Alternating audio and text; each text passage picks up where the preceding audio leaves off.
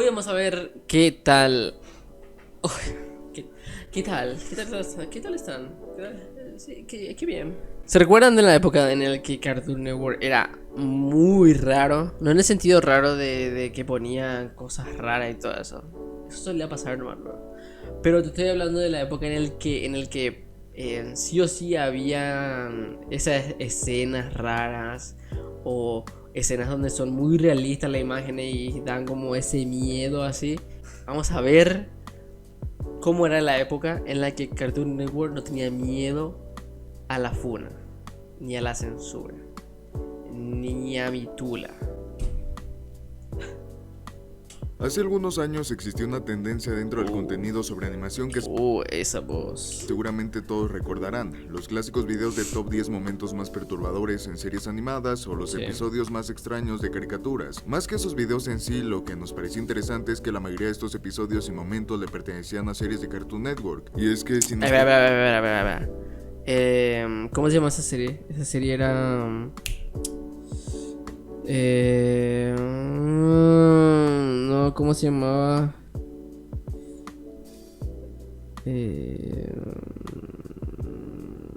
Detrás del bosque, no sé qué era. Bueno, en esa serie no cuenta. Esa serie era muy perturbadora. Esa serie era... tiraba lo para eso. ponemos a pensar, Cartoon Network siempre ha tenido esta tendencia por darnos series y conceptos extraños dentro de sus caricaturas. Piensen en su serie favorita del canal y estamos Más allá del jardín. seguros que por lo menos tienen uno de estos guiños extraños. No lo parece, pero el hecho de que Cartoon Network sea tan edgy en este sentido no es mera casualidad. Hay una razón de por qué estas series han traumado a tantos niños y por qué encabeza la lista de momentos perturbadores en la animación. Y ese es el tema del día de hoy, ver cómo es que una casa animadora en teoría para niños ha logrado meter este tipo de conceptos en sus series. Para saber Sí, por qué ese Cartoon capítulo es Network muy raro.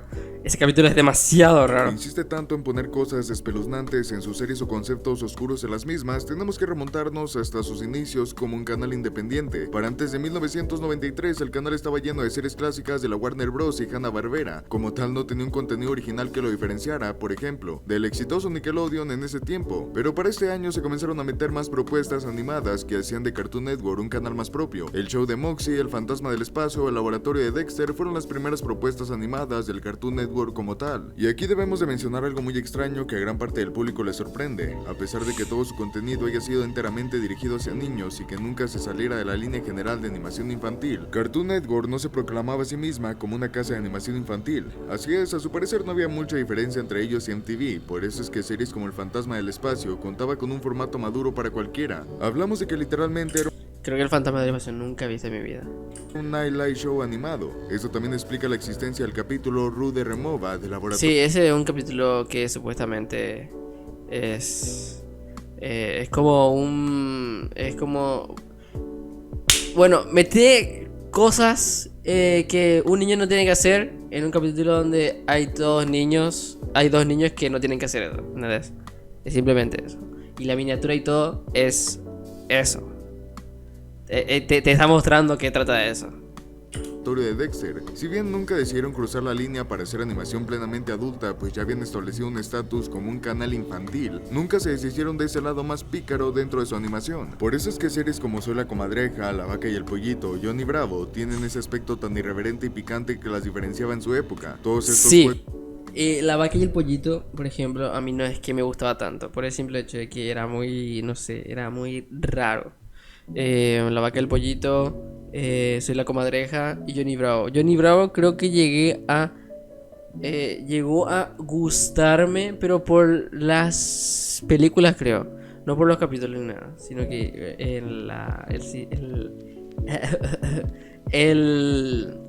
las películas hicieron que me guste Johnny Bravo un poco comparado con Soy la Comadreja y La Vaca del Pollito, que son dos series que yo veía y decía, bueno, mejor veo noticiero. juegos de palabras, todas estas situaciones de doble sentido y todas estas situaciones subidas de tono donde ponían a nuestros personajes estaban puestos a propósito, con el objetivo de suplir esa necesidad por querer animación adulta o con un grado más elevado de contenido. Pero como era de esperarse, este tipo de cosas se fueron perdiendo con el tiempo, pues los censores, las personas que se encargan de clasificar el contenido de un canal, comenzaron a poner quejas sobre este tipo de contenido y cómo es que Cartoon Network se estaba pasando un poco la raya. Por eso que para finales de los 90s y comienzos de los 2000 es que no vimos más de estos chistes de doble sentido, albures en el doblaje y situaciones subidas de tono. Sí que había uno que otro chiste que se le escapaba a los censores, pero son contados. Esto nos lleva directamente al tema que nos interesa, el terror y los aspectos. Coraje el perro cobarde era. Coraje el perro cobarde era una de esas series que yo decía. Tiene que haber algo raro. Tiene que haber algo que me perturbe, sí o sí. A mí realmente no es que me haya perturbado en sí. Pero sí me gustaba verme otra vez el capítulo para ver cómo era el bicho ese, ¿verdad? Y tratar de analizar qué era el bicho. Creo que el de Vuelva en la tablilla es el que más me impactó al ver por primera vez. Y después de ver otra vez de varios años es como muy raro. Es raro. Bizarros en series. Al negar la posibilidad de hacer chistes y bromas para adultos dentro de series infantiles, es que los creativos de Cartoon Network decidieron hacer de su animación algo más maduro, pero no a base de los clásicos recursos subidos de tono, sino apuntando a otro lado, el terror y los conceptos oscuros. Esto es algo que fácilmente puede pasar por alto por algún censor. No se trata de una referencia indebida, un chiste de mal gusto o algo plenamente explícito. El poner tramas oscuras o personajes tétricos no se veía como algo que debía ser censurado en una caricatura para niños, y con eso debemos de mencionar Acá está. Este, que se quedaba fuera de la casa y solamente decía devuelvan la tablilla, que estaba en 3D y encima que tiraba bichos porque la tablilla decía que si no le devolvían iba a pasar tal cosa. No sé, era muy raro. Era muy raro. Te imaginas ver por la ventana así y de repente le ve a un medio calavera momia diciéndote eso. Le devuelve la tablilla, ¿verdad? A la primera serie que usó este concepto y que marcó una generación de por vida. Por supuesto estoy hablando de Coraje, el perro cobarde. Esta serie lanzada en 1999 fue la cúspide del terror en Cartoon Network. Y es que partamos por su premisa, un perro que vive en una granja en medio de la nada y cuya única misión es proteger a sus ancianos dueños de los distintos peligros sobrenaturales que los aqueja. Suena como algo que se escapa de una historia plenamente infantil, pero es que en Coraje había de todo, posesiones satánicas, espíritus extraños, maldiciones y una amplia lista de personajes tétricos que protagonizan la lista de los momentos más perturbadores de la serie. Por poner algunos ejemplos están el rey Ramsés, el espíritu de la luna de la cosecha o el espeluznante Fred. La luna. Yo cuando vi por primera vez dije, esa luna parece un abuelo. y bueno, es un abuelo, ¿verdad? O parece un señor viejo con los ojos negros y ya está, ¿entendés? Con un filtro de blanco y negro y el foco en la cara. Personajes acompañados del contexto de sus episodios nos dejaban con algunos de los momentos más incómodos y extraños que ya hemos visto en una serie infantil. Es cierto que todo se aligeraba bajo el manto de la comedia. No, y ese tipo siempre me puso medio incómodo. Me parece que, no sé, creo que el hecho de que le acosaba a Coraje era medio raro, era muy raro. Te juro que era, no sé, tipo, alejate de él, ¿verdad? Esa era la sensación que me daba. Animación desenfadada, pero no dejaban de ser situaciones fuera de lo común para una serie infantil. Eso y el resto de episodios extraños que llegamos a ver de niños. A pesar de todo esto, nunca hubo como tal una repercusión negativa hacia Cartoon Network. Al contrario, Coraje el perro cobarde se convirtió en uno de los cartoons más populares de toda la historia del canal. Esto gracias a que su premisa e historias eran tan extravagantes que rápidamente llamaron la atención de todo el público. Con esto se sentaron los precedentes para los futuros proyectos animados de Cartoon Network. No solo habían creado una serie con una intención madura en su ejecución, sino que hasta se habían salido con la suya. Es por eso que tiempo después conoceríamos más y más series con este tipo de conceptos. El show de Malo y Siniestro fue el punto de partida para dos de las series Malo con carne más reconocibles del canal en cuanto a su contenido cuestionable. Por un lado, de esta serie salió Evil con carne, la cual literalmente trataba de un terrorista que había muerto y resucitado, gracias a que pusieron su cerebro en el cuerpo de un torpe oso de circo, siendo que este villano quería reunir una liga de villanos para vengarse de su... O sea, ese era el significado que tenía ese, pero yo no le veía tanto así, porque era como muy, no sé, vos veías malo con carne y era... no sé, no era algo que vos digas, me perturba un cerebro por un oso. Yo siempre pensé que era el cerebro del oso, tipo muy avanzado, o sea que él experimentaron con el oso y su cerebro se hizo muy inteligente. Pero el cerebro habla por sí solo y el cuerpo habla por sí solo. O sea, yo entendía así, no que era un terrorista el cerebro ese. Su rival, el Comando Cod, el cual era un pez. Y sí, lo sabemos, esta serie era pura comedia de la buena, llena de chistes y gags muy buenos, pero nadie nos puede negar que tenía momentos medio raros, como que de repente algo se le salía de las manos con el tema de las escenas explícitas y cosas así. Pero si de series con temáticas oscuras hablamos, Billy y Mandy se lleva un merecido reconocimiento. Esta es la segunda serie que salió del show de Malo y Siniestro y definitivamente no necesita presentación, pues una serie de un niño idiota, una niña gruñona y literalmente la muerte, es todo lo que necesitas saber para darte cuenta que esta serie como que muy apta para niños no era. Y es que Billy y Mandy bueno, es que tampoco era demasiado, ¿entendés? Era un humor un poco, no sé, un poco, no era el típico humor de pedo y cacapis, ¿verdad? Había también un poco, pero era intercalado entre chistes que eran buenos, por así decirlo. Encima hay capítulos muy buenos de Billy y Mandy. Encima, el primer capítulo donde conocen a Puro Hueso creo que es bastante... Te mete bastante en la trama. Te llega a enganchar, por así decirlo. Con un montón de temas delicados que ninguna otra serie se atrevería a incluir en su contenido, cosas como hablar de la muerte de una manera tan explícita, cosas sobrenaturales que se escapaban de lo ya antes visto, o escenas donde nuestros personajes van al infierno. Si bien se aplica el mismo caso con Neville con Carne, sí, donde la comedia era el foco central de todos los episodios y no se sobrepasaban tanto, con Billy y Mandy es diferente, pues toda su premisa va de cosas sobrenaturales que rozaban conceptos delicados. Por eso es que también se convirtió en una serie tan aclamada por la audiencia. Era tan extraña a su modo que logró conquistar al público. Sí, es que esta parte supuestamente iban a hacer una prueba de tiro y Billy se ofreció. No, Billy estaba ahí porque tenía que estar ahí. Y estaba ahí, después se pone todo en negro y disparan y Billy dice que buen tiro, chicos, o algo así, ¿entendés? O sea, vos no veías explícitamente porque en ese momento vos no entendías el tema de que si le matan, ¿verdad? El peso que tiene la muerte ahí es como en parte inocente.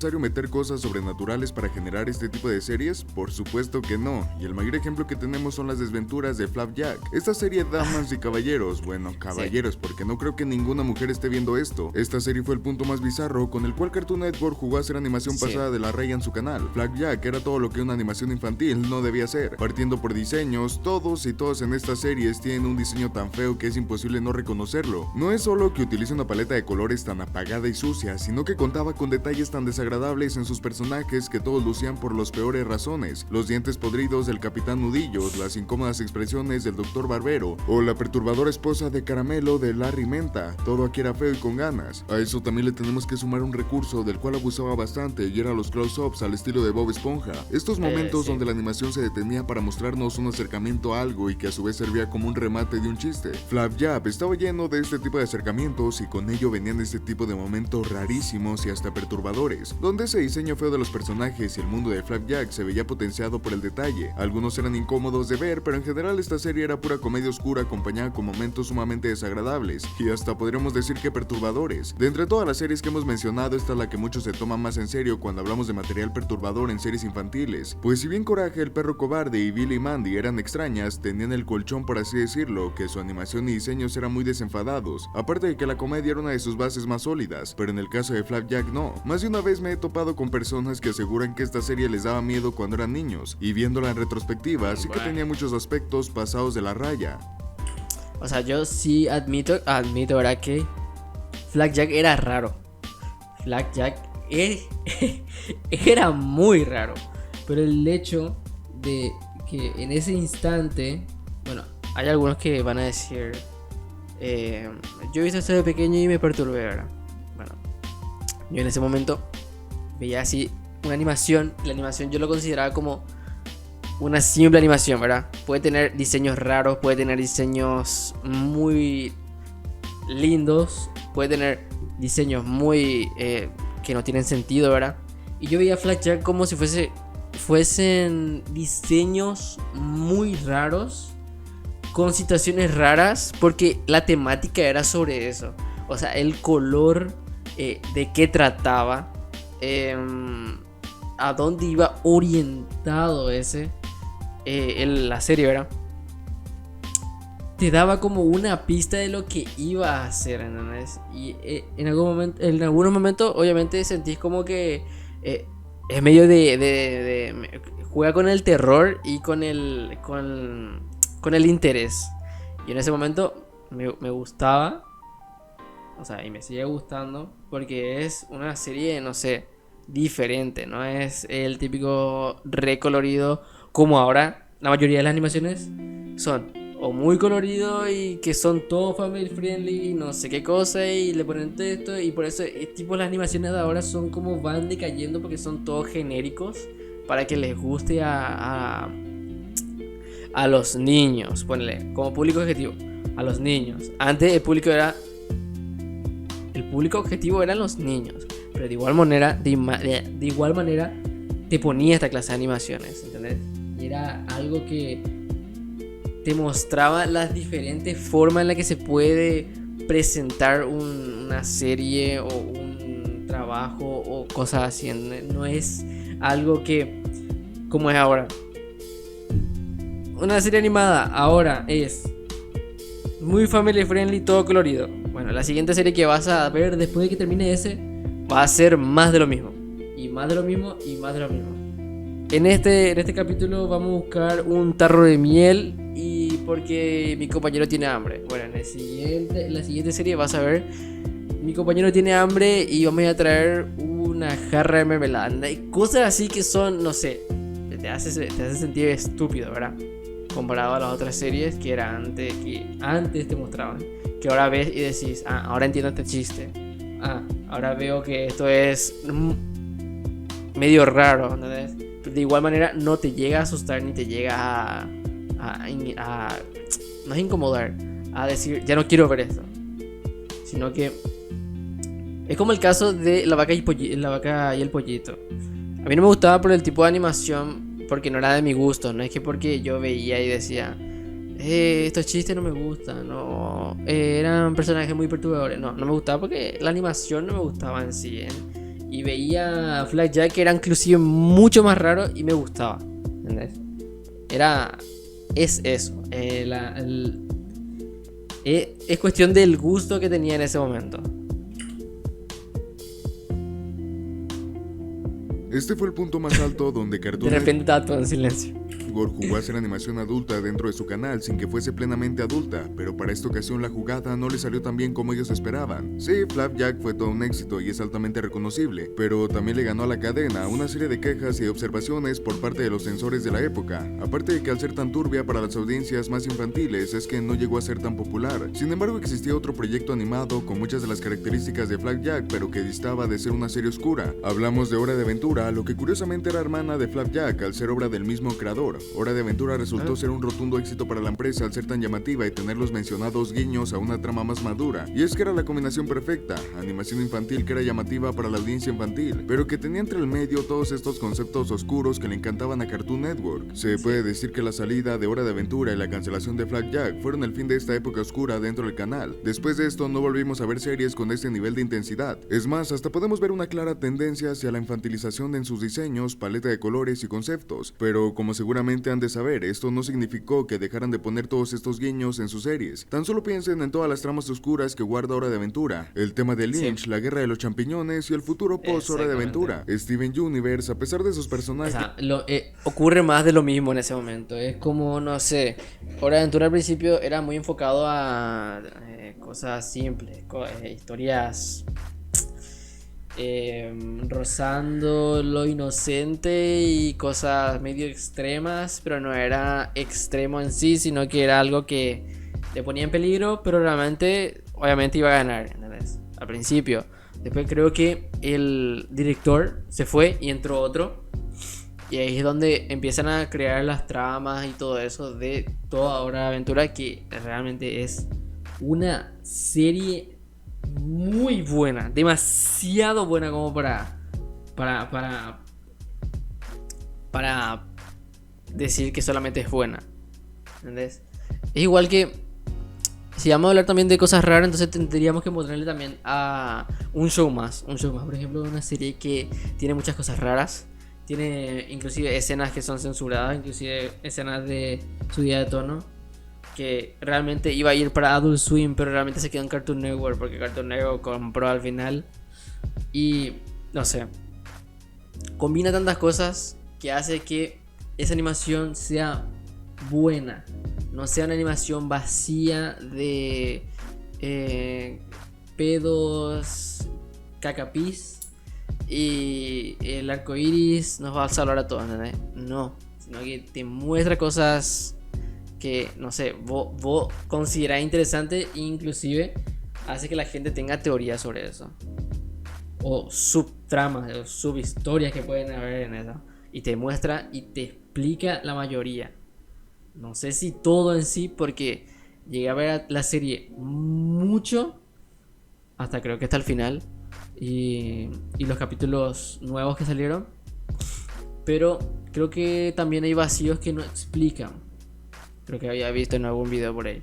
Y escenarios tan coloridos, se trata de la vida de un hijo de uno de los criminales de la guerra más importantes de su universo y cómo es que trata de enmendar sus errores, viendo cómo es que las implicaciones de la guerra afectan directamente a sus personajes. Es cierto que después de todo esto lo mandan por el caño, pero la intención siempre estuvo ahí. Aparte, tan solo miren el episodio de Frivo, es imposible no comparar esto con un slasher de terror. Generador Rex también es otro ejemplo donde, si bien no era tan infantil como el resto de series contemporáneas, sí tenía toda esta aura oscura de un mundo posapocalíptico en el cual se desarrollaba. Aún con esas, Cartoon Network nunca abandonó esta idea del terror dentro de sus producciones plenamente. Tan solo recordemos a Más allá del jardín, una obra que solo podemos describir como lúgubre, que juega con conceptos muy oscuros que sobrepasan a la muerte. La razón de por qué esta serie triunfó es porque Flapjack solo tenía la intención de crear una serie episódica para entretener, y Más allá del jardín contaba con una premisa más elaborada, aparte de que era una miniserie que el tiempo donde salieron influyó bastante en su recepción. Sí, es que salió justamente cuando Cartoon Network estaba en esa cúspide, en esa medio caída que tenía, porque ya estaban terminando las series como Hora de Aventura, un show más, El Increíble Mundo de Gumball. También El Increíble Mundo de Gumball es una pedazo de serie increíble. Juega con chistes inteligentes, juega con todo tipo de animaciones, te la juega con situaciones que no te vas a esperar. Es tan random en sí que vos puedes ver un capítulo del Increíble Mundo de Gumball y puedes esperarte a, yo qué sé, Richard, porque trabaja, se acaba el mundo, ¿entendés? ¿Qué tenía que ver, verdad? Y eso, por ejemplo, no juega con las cosas perturbadoras y sigue siendo una buena serie. Cosa que, no sé, no hace falta ir a lo perturbador y todo eso para poder tener una buena serie, sino que la serie tiene que estar bien estructurada y tiene que estar bien trabajada. No solamente ir por lo simple y por lo que vendes, sino que hacer algo diferente hace que tu serie sea muy icónica. Eso es lo que me di cuenta. Así que esa es la razón de por qué Cartoon Network encabeza la lista de traumas infantiles. A falta de posibilidad de hacer animación más madura con chistes subidos de tono, decidieron hacer lo mismo pero apuntando a otro concepto maduro. Esa necesidad fue la que nos dio esa época tan curiosa en el mundo de la animación, y como han de ver hasta la fecha, se nota que no van a abandonar ese aspecto, pues ya forma parte de la esencia del canal. Ese, porque la verdad que le funciona bastante bien.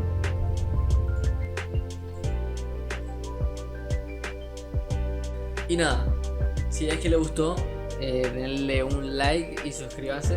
Realmente al final hice un medio análisis de lo que es todo Cartoon Network y de las animaciones que llegué a ver en su momento. Y la verdad es que estuvo bastante bien. Expliqué bastante detalladamente cada cosa que yo pensé, de lo que yo pienso. Y no sé, si es que les gustó, dale un like y nada, suscríbanse, que estoy subiendo video diario, por cierto. Y nada, nos vemos en la próxima. Chao.